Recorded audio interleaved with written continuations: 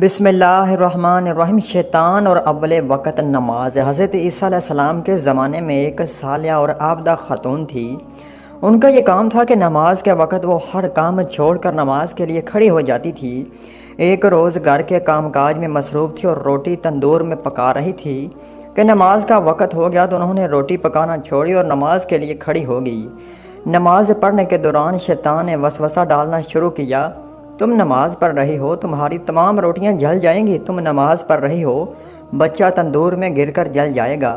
لیکن اس خاتون نے ان تمام وسوسوں کا مقابلہ کیا اور اپنے آپ سے کہنے لگی، اگر روٹیاں جل جائیں تو اس سے بہتر ہے کہ میرا جسم جہنم کی آگ میں جلے، اور اگر میری تقدیر میں لکھا ہے کہ بچہ تندور میں جل جائے تو میں اس تقدیر الہی پر راضی ہوں، میں ہرگز اول وقت نماز پڑھنے کو نہیں چھوڑوں گی، خدا میرا حافظ و نافذ ہے۔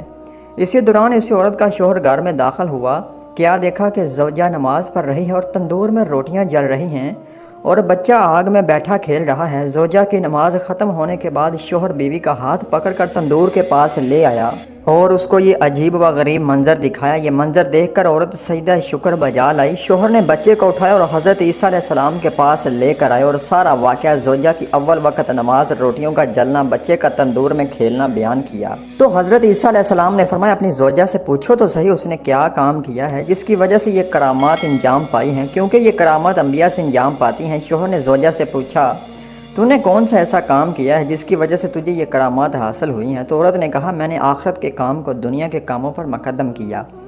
جب نماز کا اول وقت ہوتا ہے تو میں تمام کام چھوڑ کر نماز کے لیے کھڑی ہو جاتی ہوں۔ جس نے مجھ پر جفا کی ہرگز اس سے کینہ دل میں نہیں رکھتی، اپنے کام خدا کے سپرد کرتی ہوں، اس کی رضا پر راضی رہتی ہوں اور خدا کے حکم و فرمان کو اہمیت دیتی ہوں، بلکہ خدا پر لطف و مہربانی کرتی ہوں، اور جب بھی سائل دروازے پر آئے اس کو کبھی خالی ہاتھ واپس نہیں بھیجا، اگرچہ کم مقدار میں ہی دیا لیکن دیا ضرور، اور دیگر یہ کہ نماز شب اور نماز صبح کو کبھی بھی میں نے ترک نہیں کیا۔ تو حضرت عیسیٰ علیہ السلام نے فرمایا، اگر یہ عورت مرد ہوتی تو پیغمبر ہوتی۔ سبحان اللہ۔